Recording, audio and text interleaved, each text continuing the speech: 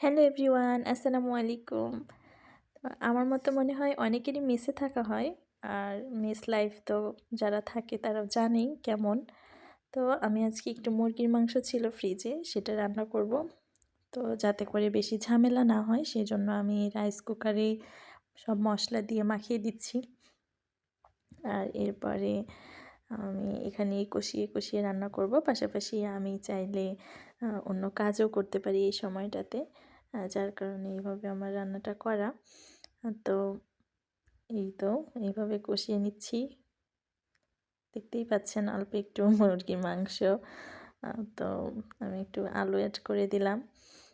আলু অ্যাড করেও আমি একটু ভালোভাবে কষিয়ে নিব। দেন আবার একটু গরম পানি দেব। গরম পানি দেওয়ার পরে আবারও কষিয়ে নেব।